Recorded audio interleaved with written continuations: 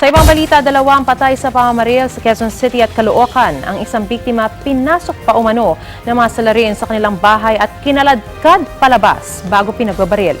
Ang mainit na balita hatid ni Bam Alegre, exclusive.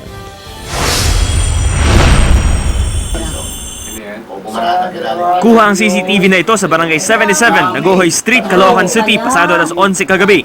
Kakaunti na lang ang tao sa kalye nang bigla may dumating na 4 na motorsiklo.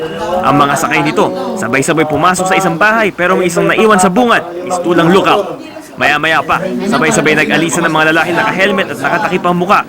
May pinatay pala sila sa loob ng bahay na yon, ang 46 anyos na padre de pamilya na si Eddie Jacoba. Nakahiga na po kami, bigla may pumasok po na dalawang lalaki. Tinaltak na lang po yung asawa ko eh.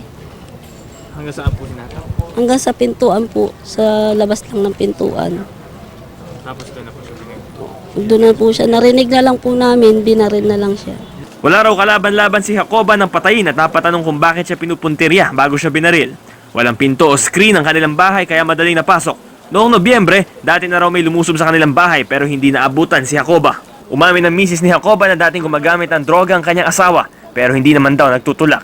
Naging emosyonal ang ina ni Jacoba sa kanyang biglaang pagkamatay. Pinroseso ng Caloocan PNP at Soco ang crime scene pero hindi sila nagbigay ng pahayag. Matapos lang ang ilang minuto, pinatay rin sa kanyang pamamahay ang 35 anyos na si Sally Ramos pasado hating gabi sa Alton Street, Barangay Batasan sa Quezon City. Pasado alas 12 ng hating gabi, pinasok siya sa bahay at inilabas at doon na pinagbabaril.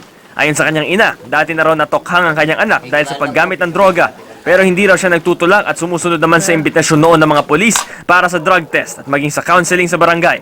Wala raw trabaho ang kanyang anak. Manado po ako, ma'am. Gumagamit po talaga siya. Ibig ko sabihin sana, hindi na lang nila pinatay kung hindi naman nila na dapat pinakulong na lang nila ang anak ko. Nakikita ko pambuhay. Yung anak ko. Rumesponde ang QCPD Station 6 sa pinangyarihan ng krimen at iimbestigahan din nila ang insidente. Bam Alegre, GMA News.